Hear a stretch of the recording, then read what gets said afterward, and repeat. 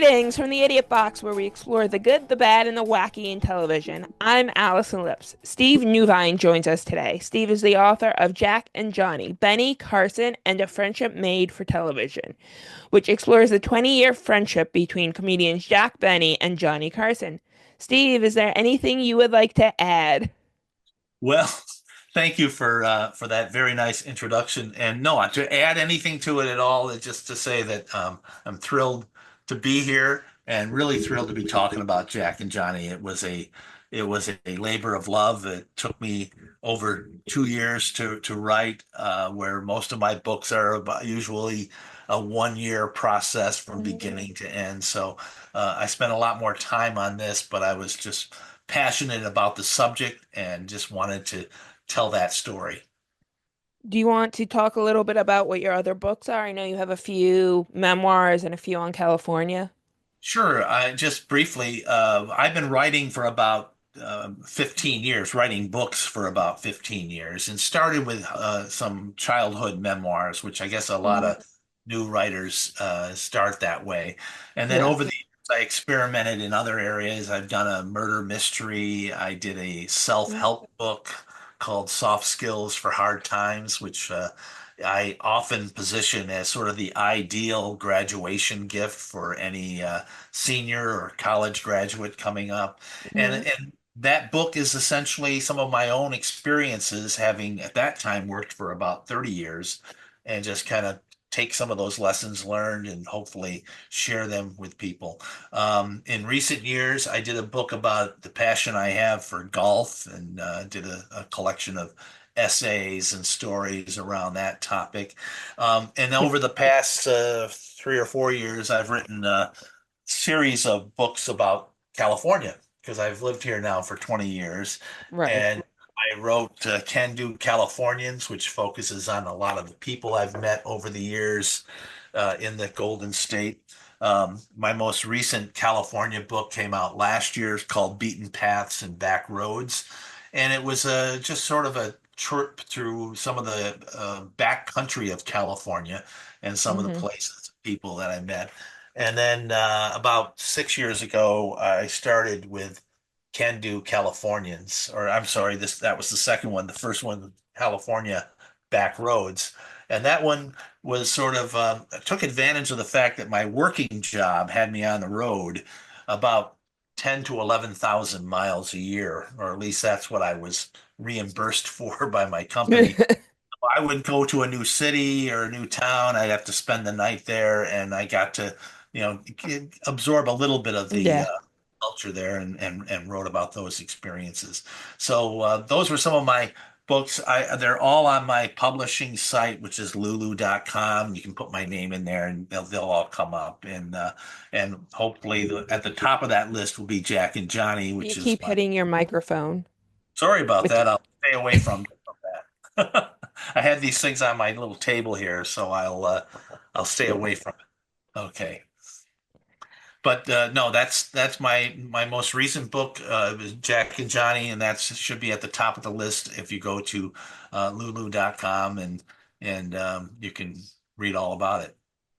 yes, and you can also order it off Amazon too. That's right. Yes, it's on all the platforms. Yes.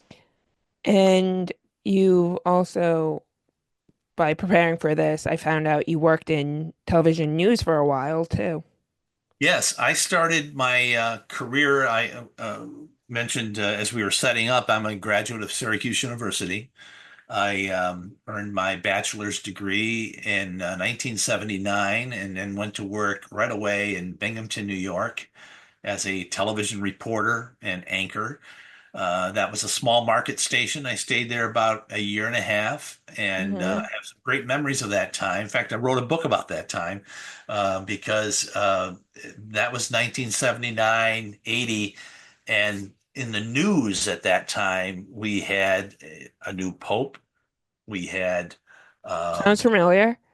the Olympics, the Winter Games in Lake Placid, which was more Hmm. or less in our backyard when I was So that working. puts us at what, 86, That would that 82, that would have been 80 in Lake 80. Placid. Was Winter Games, yes. And, Okay. and, So I was just naming summer games dates. That's right. Yeah.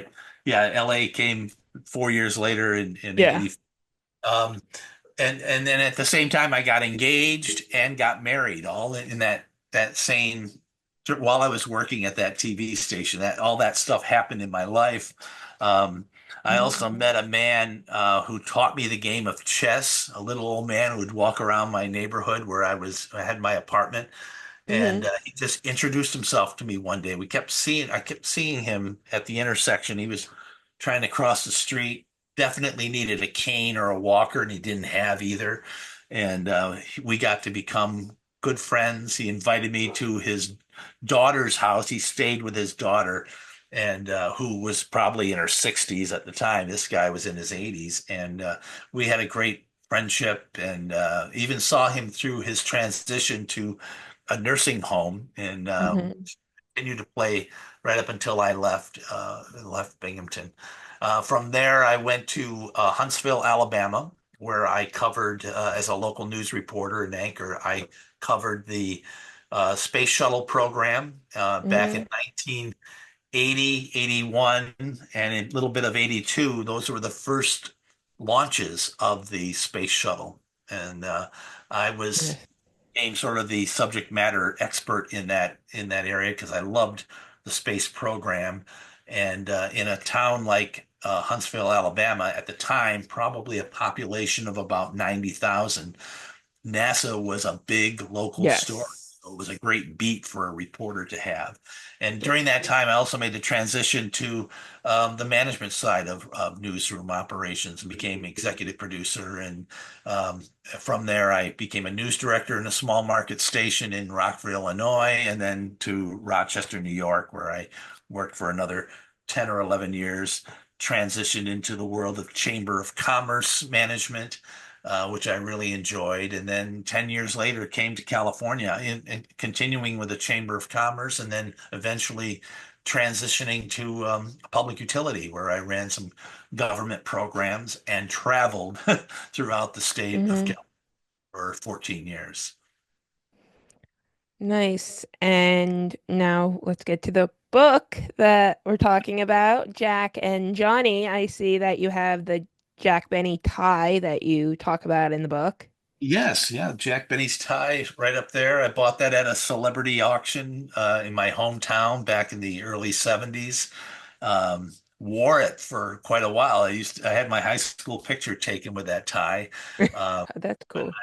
and then as fashions changed and I became a little more aware that okay, maybe it wasn't intended that I wear this tie, that I somehow, hang on to it and preserve it in some way. So there it is, encased in glass. And but Jack Benny was always a big factor in my life, as so many of the folks that I've been associated with through the Hmm. International Jack Benny Fan Club and other organizations.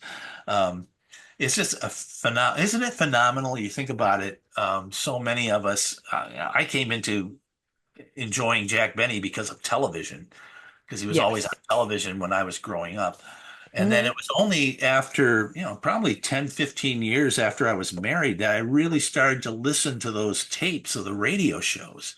Because, they would be convenient gifts for someone to give. Here's Jack Benny and George Burns, in a cassette tape, and Jack's show was on one Hmm. side and George's was on the other, and Yes. things like that. And then I really began to appreciate the comedy, and of course through the fan club and the conventions and all that, you kind of realize what work went into making that show and making Hmm. it pop just about every week. I cannot think of many weeks where you left that program thinking, they kind of missed their mark this week. I never really sensed that with them. They were always on, and it was it, it,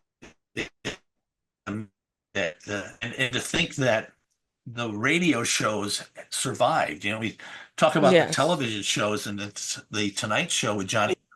The first 10 years are lost because Yes. no one thought that maybe we ought to archive these shows and maybe Yeah. save and we have some of those have been saved, but it wasn't a regular thing until Johnny assumed No. ownership of it in the 70s. but all of Jack's work and the radio work is saved, and we're still enjoying it.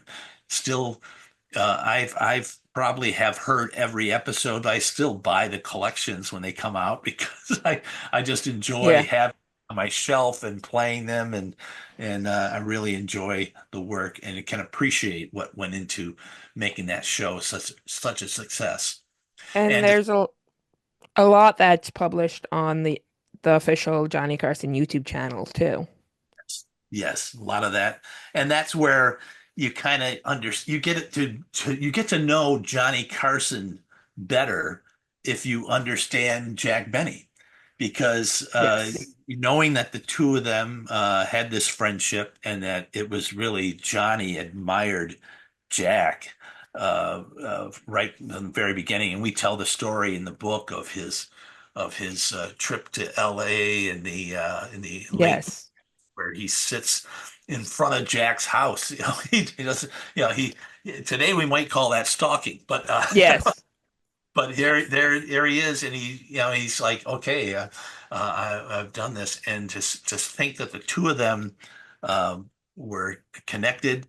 I know in the biography by Bill Zemi, there's a little passage about Jack sitting in the back of the studio as Johnny was rehearsing a bit for his short-lived CBS variety show. So you get Hmm. this idea that okay, they're they're working in the same building. They've met each other. They kind of know who one another are, and it's just amazing that they connected and bonded.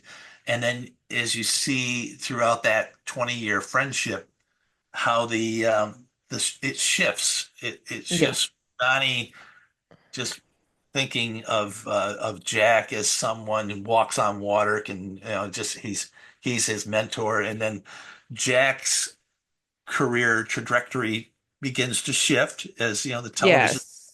canceled. He moves into those specials, and it's different. And now Jack almost relies on Johnny to kind of keep his career vibrant and sustained, and Yes.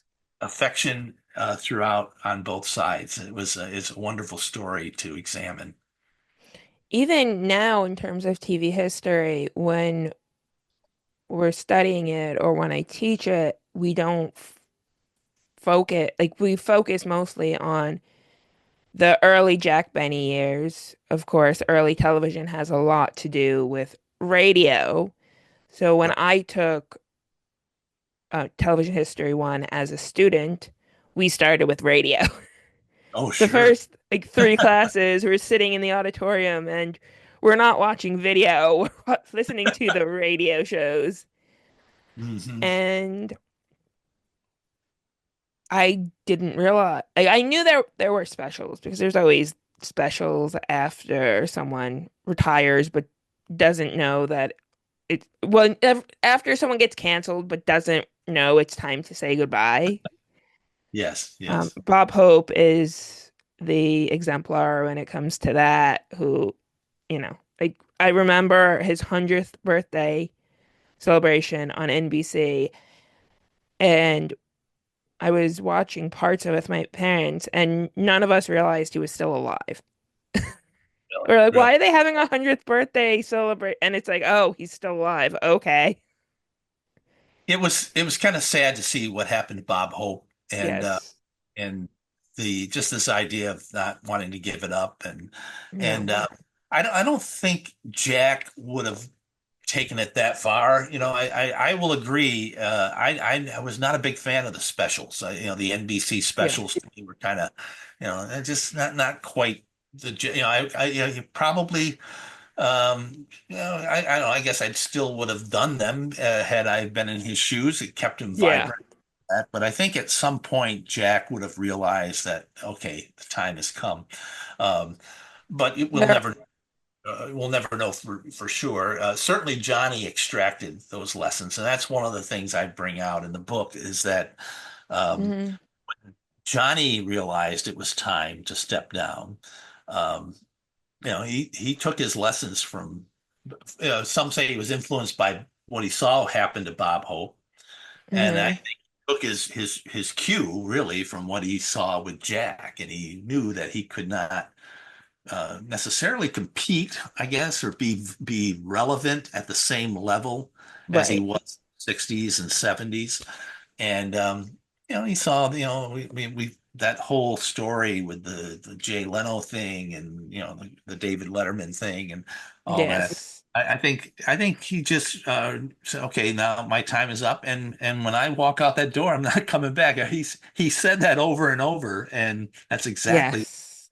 And I attribute that to his a lesson that he saw with Jack Benny, maybe he was thinking about Bob Hope, but he was friends with Jack, so I think it Yeah. to kind of go out in the same in a same way that I'm not coming back. Yeah. Well, the guy only brought that up because you mention it in the book and how Jack didn't take it as far as Bob Hope did, but it was still sort of Yeah, we wouldn't past know. his prime. If Jack had not come down with cancer. A very painful cancer it was for him, and the turnaround from diagnosis to when he passed was very short. So Yes. um, there really wasn't any time for Jack to think. So I think it's reasonable to assume he'd keep on going in some respect. But I would hope that there would have been a time where he realized, okay, this is enough. And sometimes the decision's made for him. If NBC decided Right. no more Jack Benny specials. That might have been the end of it. But you see some of the things like, the laugh-in appearance, it's Hmm. sort of, and I won't say he was a target of laughs, because he was always a target of laughs, but I mean, they were making more fun of his age now than some of the other Right. youths, but that's Right. okay. It's he's old, not he's cheap. Right, right. And the Dean Martin roast. I found it interesting too after rewatching the Dean Martin roast of Jack Benny. Um, Hmm. Number one, Johnny wasn't in it. I just thought, gee, here they are, such good friends, but Johnny wasn't there for the roast. Jack was on the roast for Johnny on the Dean Martin, Yeah. but Johnny wasn't making other appearances anyway. He'd do a favor and show up on a Jack Benny special, but he wasn't making regular appearances. He had his own thing going on, and Right. You so also said he wasn't on the Ed McMahon one either. that's correct, right? He And that's wasn't. one you would like, oh, wait, that's his sidekick. They're Yeah, I know it. inseparable in the public consciousness. Like, what's going on here? Yeah, and it goes back to something I heard Rich Little say. I believe it was on one of the Jack Benny conferences from a couple of years ago or a few years back, where he Hmm. said, it really was no Johnny Carson. He had this persona, he was on the air, but after the camera was off, he was gone. He was not part of that whole thing. And so I don't know. I know they continued to be friends. We know it's well documented. He attended the funeral. He was, some Hmm. say they never saw him cry until Jack passed and all that. So I know it affected him deeply. And you could say too that it in his work you could see a shift. Um, when Mary Livingston came on to talk about her book, and Johnny was very affectionate and respectful of, Hmm. and it was a wonderful appearance, and I know it must have affected him deeply that and he wrote a beautiful the tribute, or and you see the different celebrities on the back of a book. Mine doesn't have that, but somebody might have read the book and made a positive comment. They put it on the back of the book, and Yeah. Johnny was just very touching about his friendship and his affection for Jack. So it was an incredible friendship, and one that I don't think we'll ever see again in to that extent, and to see go through the cycles that it did, where Johnny was kind of the young up and comer, and then Hmm. As Jack's star begins to fade, he's still there for his friend and kind of sees him through the end. Very nice. And in the My throat book, was. oh, you're fine. If I'm that sorry. happens, you need to drink. You mentioned in the book, similarly, I don't think they were as close as Jack Benny and Johnny Carson were, but Johnny's relationship with David Letterman and how it was also a mentor relationship. It is interesting to see where after Jack is gone and Johnny is, without Yeah. his close friend, and having been in friendships where the older friend passes away, that's been my story, especially since being Hmm. in California. And yeah, that stays with you for a long time. But then all of a sudden, there's this young man from Indiana who's come out to California to try to make it Yeah. as a stand-up, and he gets his shot, his dream to get on the Tonight Show on a night that Johnny's hosting, Yeah. and David comes out, and then from that begins that relationship. And you're right, it's not the same kind of relationship that Jack and Johnny had, but nonetheless, you have the young David Letterman Yeah. admiring Johnny Carson, and Johnny in effect embracing him as sort of the heir apparent, should that Yes. come. And then the whole thing, he gets signed for this new time slot, where the Tomorrow program used to be, um, and he creates his own show, and clearly a different show, and Mm. different show in many respects. And you can tell also during the 80s, late 80s, where there was sort of this shift in that relationship. Johnny was suddenly doing kinds Yeah. of comedy pieces that on the surface looked like something you'd see on the Letterman show, but it wasn't, they weren't quite pulling it off. And you hear some of the writers talk about this. Right. Mark, Well, like Letterman, especially those early days, was always subversive. It's like, can you believe we're getting away with this on TV? Whereas Johnny Carson, it's like, you're the gold standard of late night.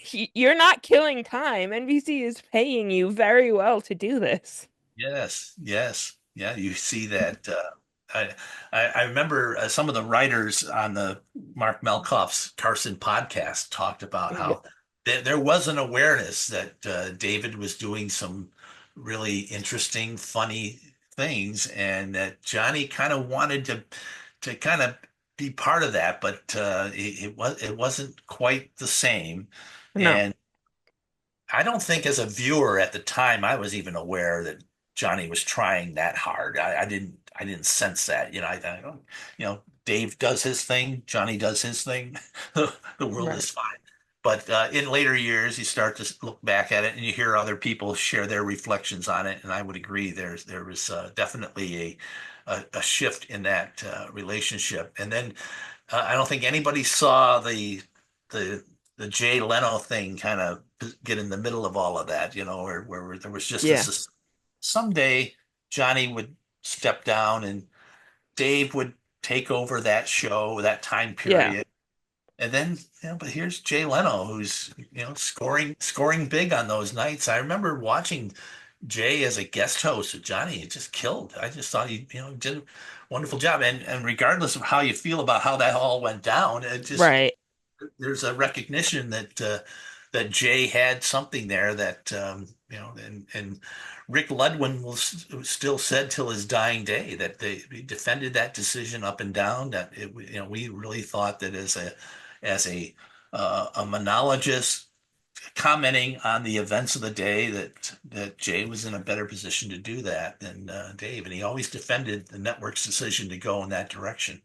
And it's amazing how those events took place, and then what changed. And we all would agree, I think, that Dave being forced out of his cocoon of that Hmm. late slot and having to really fend for himself, and then turning around, going over to CBS and building that time slot out of nothing, it's just pretty remarkable. And Right.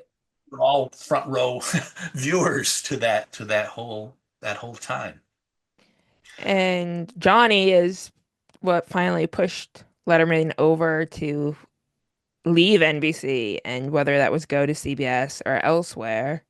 That's right. There's that Because yeah, incident, and it's documented very well by Bill Carter, and I retell it with using yeah, Bill words, but um, Johnny was called by Dave and said, "Hey," in effect, being yeah, asked, "What should I do?" And Johnny's advice was, "Well, if I were treated the way they've been treating you, I would take the CBS deal." And then that was basically the end of the conversation, and the announcement came shortly after. So it was very interesting to see how that role where you really do kind of turn to your yeah. friend and mentor at that time, and how get some advice as to how what I should do, how should I proceed, and it was amazing what happened. And what is your take? Because we did mention how like Jack Benny kept doing specials, and then Johnny Carson, once he walked off the set of The Tonight Show, you rarely saw him. And then we're seeing now with Dave and Conan, though Conan was much younger when he walked away from his self-titled show on TBS, and but they're doing completely different things than just trying to read like keep the old thing going or just disappearing. Like Dave disappeared for a few years and everyone was like, is he gonna do what Johnny did? Like we don't blame him, but like we miss him. Hmm. And then he came back with my next guest needs no introduction, and we're like, this is a completely different thing. And I haven't heard anyone compare it to like the late night or the late show other than like they're very different. And you made like one over the other, but it's a format choice and not because you now all of a sudden are like Dave doesn't have it anymore. Yeah, I think one of the things I've noticed in television as part of popular culture is we kind of looked at in our lives that you retired when you're 65 Right. and you go to Florida every year, and that's that phase of life. And I think Snowbirds, if exactly you're in the on the East Coast. perspective living in northeastern United States and like, oh, get out of here. Yeah. And but today that's I mean, you see in the entertainment industry, I mean, Johnny left, there was really nothing that he wanted to do. He made Hmm. that statement at the very end, if I find something that I think you'll enjoy, I hope you'll. Yes. And we all kind of knew that no, we're not gonna see that. And he wasn't going to do any of the the retrospective kinds of shows. I don't No. a couple of them. I think you go back to Steve Allen had a pretty active career post Tonight, but he was in the middle of a variety series at the time, so his Yeah. still moving up. But Yeah, but he there is a period of time where his career does get pretty sad. referring to Steve Allen. Yeah, like in the 70s, it's just like, why is he on Tattletales? Like, like you were the host of the Tonight Show. You were the first host of the Tonight Show, and here you are sitting next to like Richard Dawson and Bob Barker, and with Bert Convy asking you questions. Yeah, okay. I like I yeah, that would probably a little hard to watch. I don't remember that particular episode, but I was I never a don't big think it is, but he was on Tattletales, and yeah. you know the caliber of celebrity that went on Tattletales. Yeah.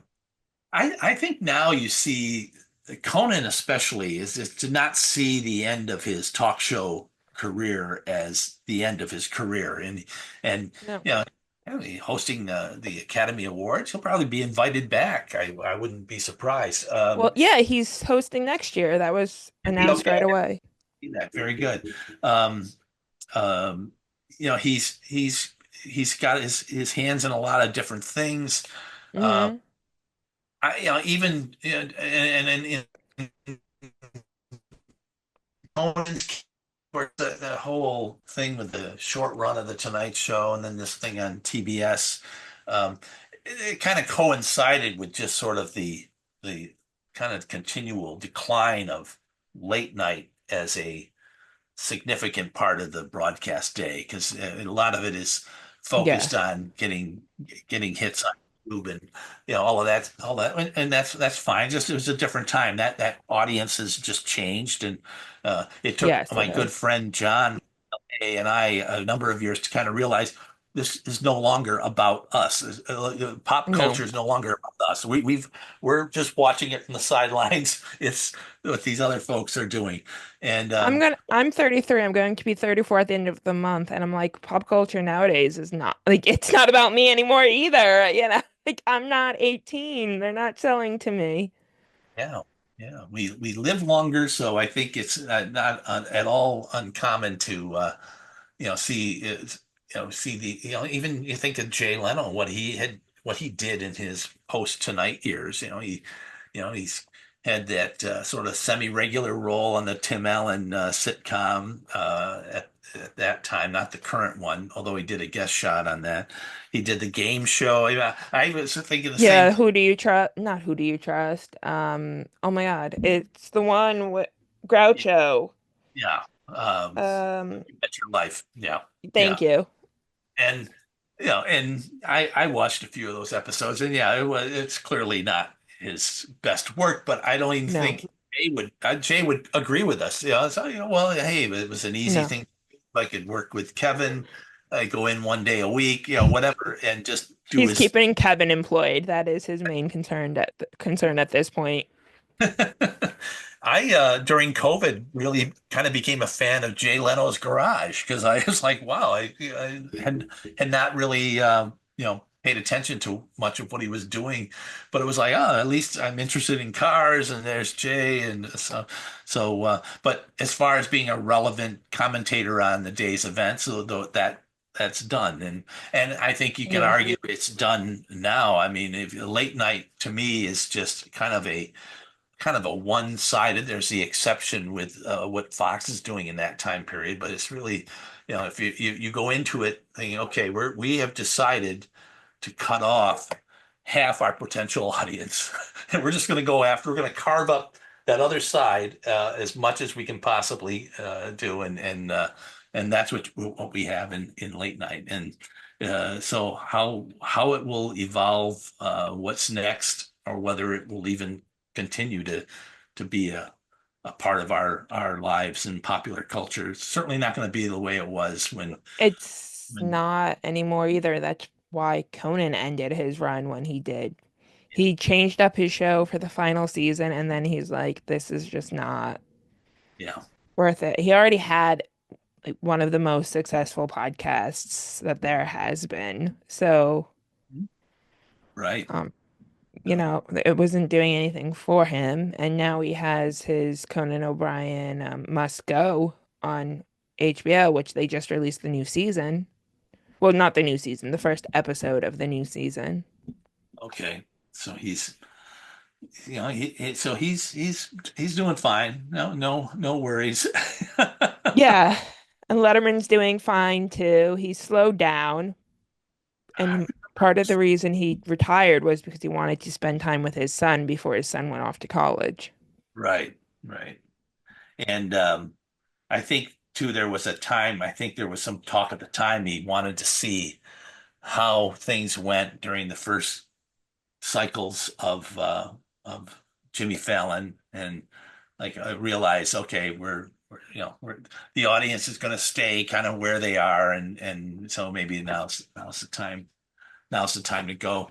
Um, Something you said about that kind of struck a chord with me, and now I've lost my thought on that, but Who was uh, it involving? well, maybe it was the Conan thing about his. I remember watching Conan, watching these serious jibber jabber podcast Yes. doing, and I thought, well, I remember that was kind of new. He had his regular show, but then you'd have this hour long, in-depth kind of Yes. conversation. And I thought, wow, that's far more interesting than what I've seen on the Yeah. show. it kind of got to the point where, okay, he comes out, everybody's cheering and all that. He And does a string dance. We know where yeah, this is going. right. It was so marked up. I remember being in the audience for Craig Ferguson a number of Hmm. years, and and I really thought I really liked Craig Ferguson. I thought it was just a kind of a special kind of show and everything. Hmm. But the way they prep the audience, and I'm sure they do this on all of them now, but they're they had a comedian, and it wasn't the announcer Shadow Stevens. It was a comic came out, got us all standing up and cheering. We were sort of under the impression we were getting kind of loosened up and everything.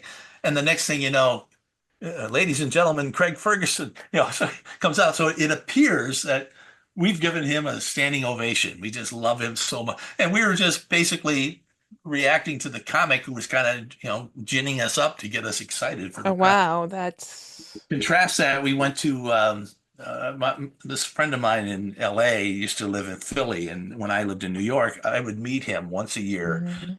in New York, and we would go to either Conan or Dave. This was back in the 90s.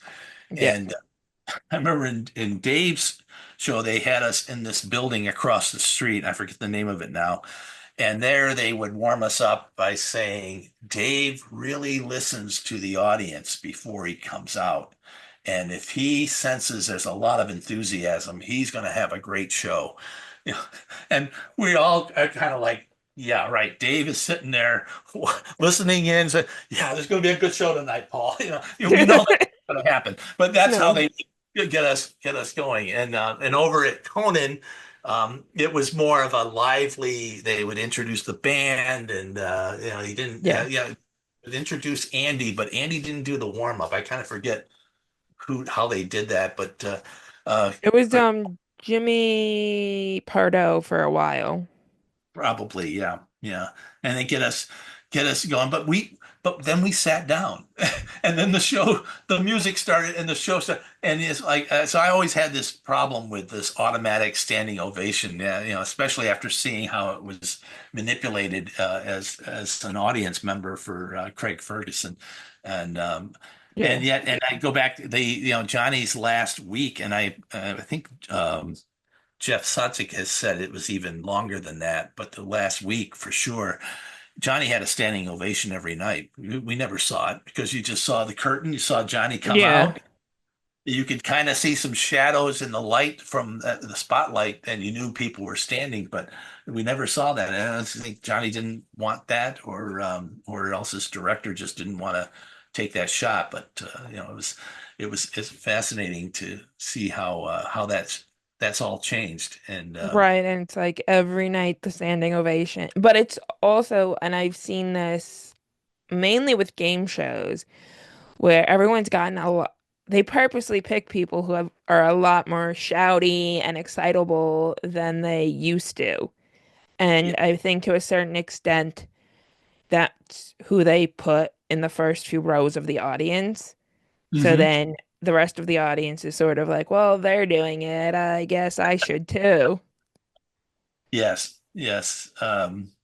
We joked about that with the Conan audience that we were sort of placed further back because we Yeah. at that time we were in our 40s, so it's like I'm sure we were kind of seen like, well, these guys, and we picked up a Yeah. guy that was a friend of mine, the friend from Philly. So the three of us were there, and we were sitting towards the back. We weren't way in the back, but all the youngsters were up front watching. Hmm. Any excitement there, but They purposely curate the audience. I mean, they yeah, don't do it like ahead of time, but once you're online, yeah, yeah. they do. I know we saw my wife and I went down to LA for a Jay Leno taping. This had to be what 2006, seven, and Hmm. that was fascinating in that Jay did the warm up, That and makes sense. still in the jean shirt and the jeans and Okay, that makes less sense, but that's who he is. any questions? And somebody says, "Can I get a picture?" And Jay said, "Yeah, sure, come on down." And I'm thinking, say yes, I'd run down as well. Um, but yeah, he You you know he froze a went down, he bit. did Can you, some photos, and he said, we'll send you some Steve, pictures, you you know, or froze. whatever. And then You froze mid-story. I froze. I'm Yeah, you okay. froze Uh, mid-story. You were well, talking it was about a the very Jay good story. Leno, Jay Leno with the photo Yeah, and the he took Jay. the yeah. Yeah, okay. And then he did the photo, and he kept saying, well, don't worry about it. We'll get you a better photo." And yeah, I guess he had his own people take photos, Mm-hmm. and then he appears, and then I think the band played one number, and then the next thing you know, Jay's out there, and so is I thought that was interesting that he did his own warm up, and That then is. 5 minutes later he's out there. But I also noticed during the commercial breaks. Jay would walk around the set, and he was almost like a man with no friends. He was just kind of walking around, just looking, and go over to the producer, and it was just he just seemed very lonely during the breaks. And then he came out, and the other thing about that night, I love to tell the story. It's like Garth Brooks was the guest, and he Mm-hmm. didn't sing. And I'm thinking the only reason I want to see Garth Brooks would be to hear him sing. And he comes out, and apparently Right. and there was no explanation. No, I got a sore throat or anything. It was just, came out and talked, and He I'm like, wasn't promoting a movie and was there as an actor or something where it's like, okay, this is not the time you're doing that. right. It's just strange stuff, Garth and Brooks promoting his new album. You won't hear it. you won't hear it, but he's out there. And I will share one more story. And again, my friend John was already in California when I moved out here, and Mm-hmm. my wife had to stay back for a couple of months Mm-hmm. because selling the house and that kind of thing. Yeah. And so uh, he said, "Well, let's go down to L.A." We had another friend down there, so we stayed with this other friend, and we went down and we did all the tourist stuff that I wanted to do because I was the new guy. It was Yes. did all of that stuff, and then we were heading back on a Sunday, and we had the map of the stars, so we Mm-hmm. went by Yeah. some places that he thought people, lived. But so, okay, here's where Johnny lives. Let's go to Johnny's house. And I'm like, yeah, this is great. We'll go to Malibu, and we're following the roads, and we are right in front of Johnny's house. We can't see the house. There's a guard booth and Yeah. Yeah. black glass, so you can't see in. And we know they're looking at, and we kind of look at each other like, well, now what do we do? It's like Yeah. here we're like 250-year-old guys, and we're in front of Johnny Carson's house, and we just kind of turned around and went back. It's just kind of funny, but we were, and it kind of reminds me of Johnny sitting Yeah. at Jack Benny's house back in the early 50s. Like, okay, I'm here. Now what do I do? And so it was Yeah. fun story, and I don't know, this I remember too the way I felt when Johnny died. Mm-hmm. uh and we were all sad, especially that was such a part of my life, and every Mm-hmm. story you've heard these comedians say on either Mark's podcast or other places about sneaking up to the TV set in the middle of the night after Yeah. mom's. That's all me. I had all those same kinds of feelings. But to me, the real loss to me was 1992 when Johnny retired, Yes. because that was such a. My wife will claim, and I think she's right. I was in mourning for like a year. I mean, it didn't Yeah. matter who was on. I didn't care about Letterman switching network. I didn't. None of that mattered to me. I was like, this is. I was really saddened that that part of my life had come to an end, and I think part of that is just knowing then that he wasn't coming back. There wasn't going to be. A special or anything. No. His choice. He was going to do it It his was way. also 30 years of everyone's life because he was Yeah, so huge and played such a critical role in pop culture that it absolutely. was a mourning period. It was. And every now and then you see it on Facebook, somebody will put in couple of pages of an old TV guide.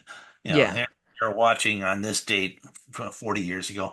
And I always go through those to see what the listing was for the Tonight Show Mhm. with Johnny Carson. And some nights it just said Johnny Carson, but other nights it had a little listing. And there is this database, I'm sure you've seen it, a Wikipedia database that shows every guest every night. Mhm. It's amazing to me. It's where I've learned that Jimmy Dean, who is one of my favorites as a television performer, Jimmy Dean was the very first guest host. He filled in for Johnny. I think it was in late January of '63. So Johnny had Mhm. worked for about 4 months with no time off, which is kind of unusual. You think about the rest of his career where he took, Yeah. and It's Monday. I'm not coming in. that's right. It's Friday. Still, nope. Yeah. Yeah, toward the end, it was yeah, just 3 days a week, and it was Yep. just amazing. But uh, yeah, we just will never see a career like that again, or someone that had that great a impact on our culture as it was with Johnny, and Yeah, we've how that relates to Jack. I didn't mean to kick my table again.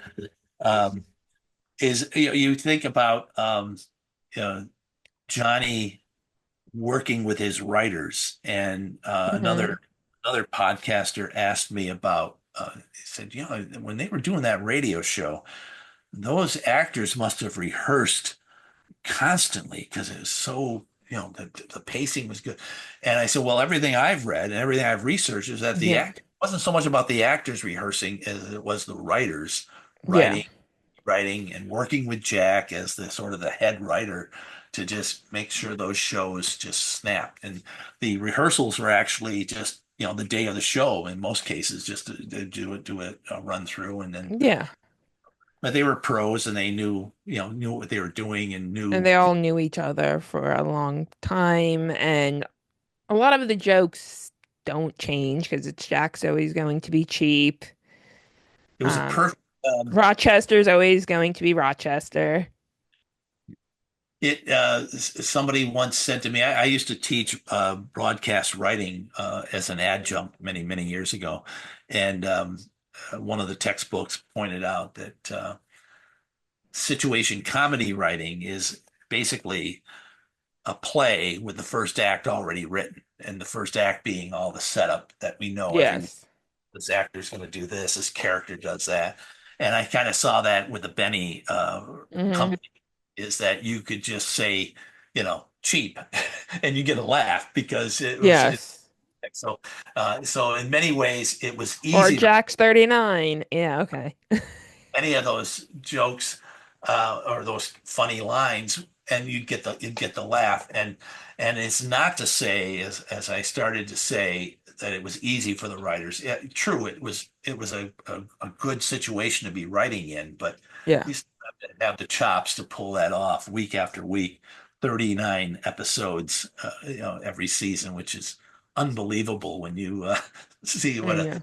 typical television show runs now and They've how. gotten progressively shorter, both in season length and in time length.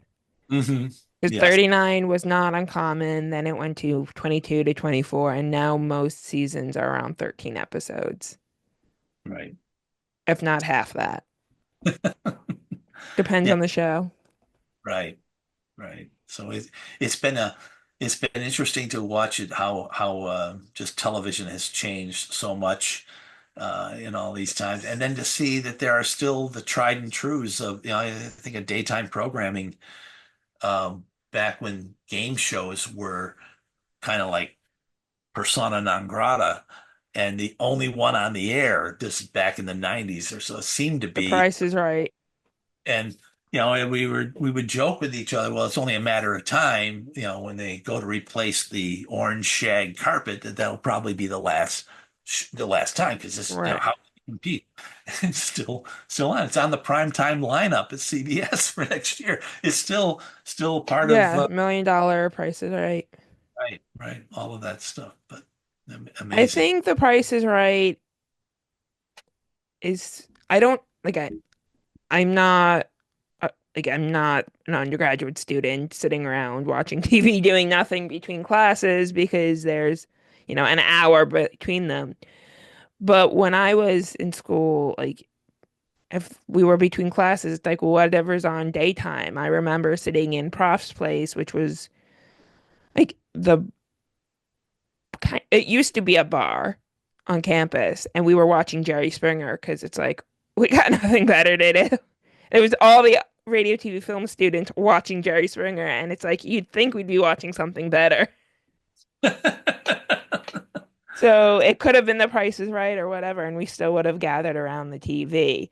And that one show was always about people just screaming, and that one, the changes don't bother me as much. I mean, we're not talking about the Bill Cullen version. The Bob Barker version is basically the same as the Drew Carey version, as long as you're not like, oh, I prefer Bob Barker as a host. So I don't know if The Price is Right is going anywhere so quickly. No, I don't I'm think so. surprised that Let's Make a Deal actually got revived and Yeah, succeeded. I know it's a credit to certainly to Wayne Brady, but Yes. everybody involved with that show to keep that going. And such a basic concept, Do you want Right. this about that or And the whatever? original was so much Monty Hall. I mean, it was his creation. He hosted it, and I remember they did like a 4 episode Billy Bush revival that went nowhere, That was yes. I which remember. was on NBC. Like, Yes, I remember watching one episode of that, and I was like, okay, no, not yeah, this time. no. But yeah, no, it was you know and you think about could Johnny have and actually two things I want to say. One is that we found Mhm. in the book, and with thanks to Matt Ottinger, who does the co-created he created, but he and Adam Nadef do the um, Bill Cullen archive website, Yes. and Matt is also doing the I've Got a Secret archive. And Hmm. I asked him, and I've never met the man, but we just exchanged messages and clearly have a shared enthusiasm for game shows. And I said, I remember as a kid seeing Jack Benny on a game show called Real Game, Reel. Oh, okay. Yes. And I said, I know I'm not imagining this, but I said I looked everywhere and you can't find it anywhere. And he found a little TV guide listing, the Yeah. guest tonight is Jack Benny. And I remember the show, and it was a Jack Berry, Dan Enright production. Jack Berry was the Hmm. host. And it was like a 13 episode thing on ABC primetime. And Jack was there. He was promoting one of the specials on ABC, but I'm sure they ran a couple clips from his movies, and that was kind of the premise. They would ask questions, and you'd see the answers by Do you looking know at. what year this was? I'm assuming it was after they got over like the whole blacklist Oh thing. yeah, this would have been like 71, 72. In Okay, so like Joker's Wild and all of yeah, that. They were I starting to get back their career in might the have, might have US. might have preceded Joker's Wild because I don't think anybody had seen Jack Berry yet. He was still in his oblivion. And then Exile, yeah. maybe that same year, the Joker's Wild comes out later on. That you could see him on that show, The Real Game, and say, well, okay, I guess he, I guess 13 years of being blacklisted is enough, and we can come back. I actually have an Yes. interesting story about Dan Enright. If we've got the time, I Yeah. look at my, I don't know when we started because we had those issues. Yes, tech issues. You can go tell Okay, the well, story. You can't introduce it and not tell it. that's right. But I actually had a conversation with Dan Enright back in the 80s, I think it was, yeah, in the 80s. I actually written a letter to Bob Stewart. I was thinking of leaving the television news business. I thought, it was a long shot. Maybe there was something I could do in game shows in Hollywood. Um, Hmm. and basically, Bob Stewart wrote back and said, don't want to diminish your enthusiasm, but you would come out here and get started at a very low paying job somewhere and Hmm. hopefully work your way up, which I fully expected to do as a college graduate, but Yes. not as a married father of two. I just, and I sort of knew that, but I had to for myself know that, okay. And I've actually met Bob Stewart years later and mentioned that letter. Of course, he wouldn't remember the letter, but No. he told me, so, well, you probably did more good doing the work you did than you would have done working in game shows. So I thought it was a nice thing of him to say. But Dan Yeah. Enright actually called me back, or I wrote a letter and Dan Enright called me. And, it's like, guy for you on line two, Steve. Okay. And so, yeah, this is Dan Enright. And I'm like, oh, really?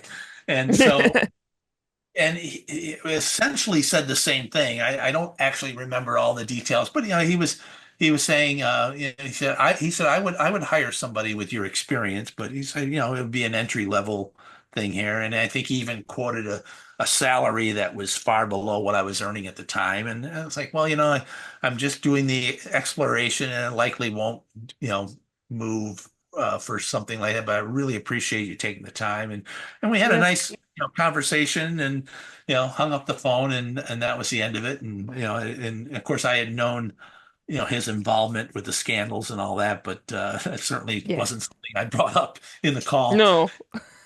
It had a nice thing. It was interesting the game show Congress when that was alive and giving awards to hosts and stuff and it was just a nice way to honor some of those folks that meant so much to us growing up, like to Yeah. meet a Wink Martindale and a Yeah. Johnny Who Gill, just passed. all of them. It was just amazing. Um, and I And was able, now most game shows are hosted by some random celebrity that they found to host it. yeah, Even the Game Show Network ones, it's like, oh, they found some like C-list celebrity. Okay. yeah, yeah. It really it was such an art form before with all three networks cranking them out and Hmm. just that idea, and I know Adam has put it on, he's written about it too, just the idea that you start the tape machine and Hmm. 30 minutes later you're due the closing credits. And if you made a mistake or a flub, they just kept on going, and um, the host, Jim Peck, will live on forever and ever because he's the one that tripped down the stairs at the Yes. introduction Yes. of a and he Yep. is I've said seen that many times.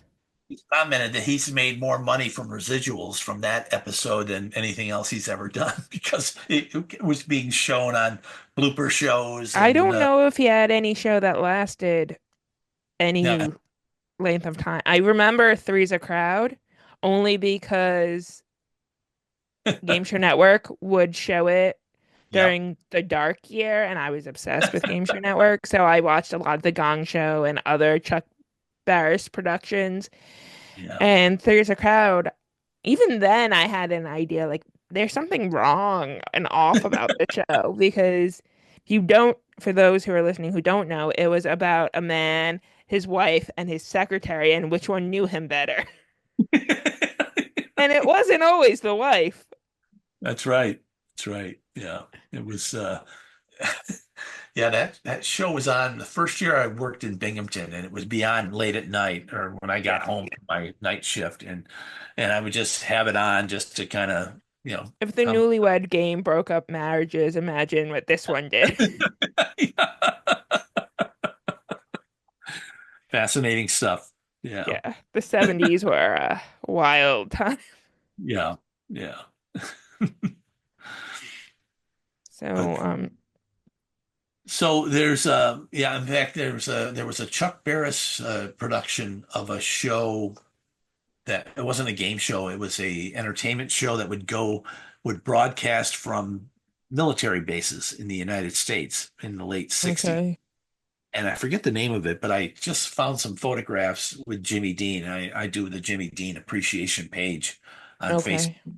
I'm always looking for new images, and it just interesting concept, and it's like Chuck Berry's producing Yeah. our troops. It's sort of like that was the premise, and it was a Chuck Berry's production. You just kind of scratched your head because there was nothing crude or anything about it. It was just pure, entertaining the soldiers kind of Yeah. thing. I But think he it's mentions it was that fun, in, fun to I see. read part of it, but I just could not get into it. Confessions of a Dangerous Mind, where the parts that there's the parts where we're like, I don't know if that's true, and like the CIA stuff, and then there's the stuff where you can verify, like, oh yeah, that show existed.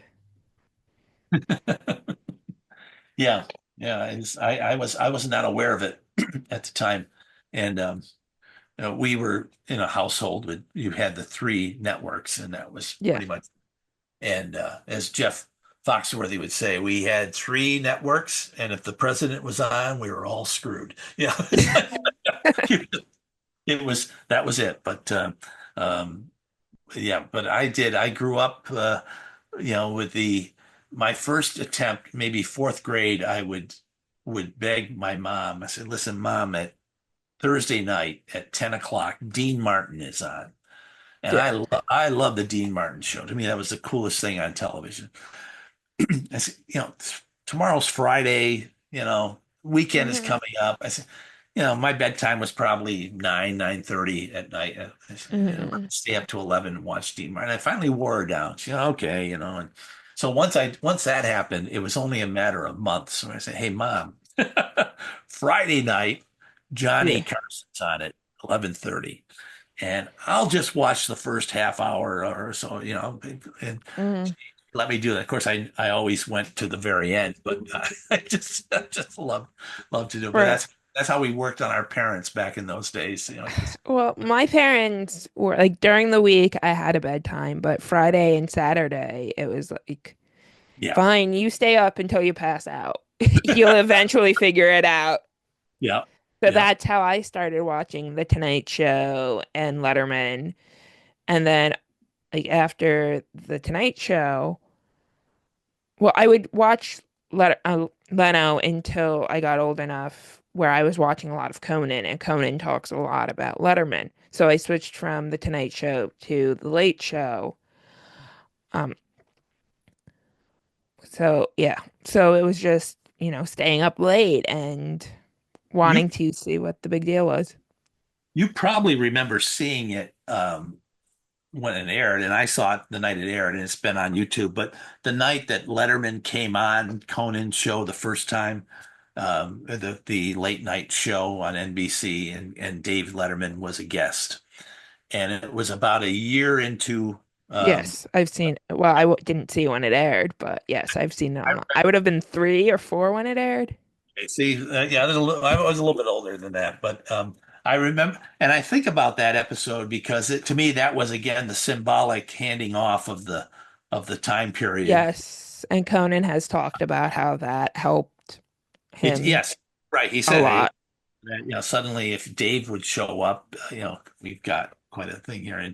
And I think about that when you think of you know, Jack appearing on Johnny's show the second week of the Mhm. Tonight Show. It's sort of like an endorsement that, okay, we've we're now in a new Right. generation of entertainment, and I'm okay with that. And those words were never uttered, but it's just sort of that you see that kind of transition happening. Same with the Groucho Marx introducing Johnny on the first night the previous week. Yes. And it's like, okay, comic legend from another era.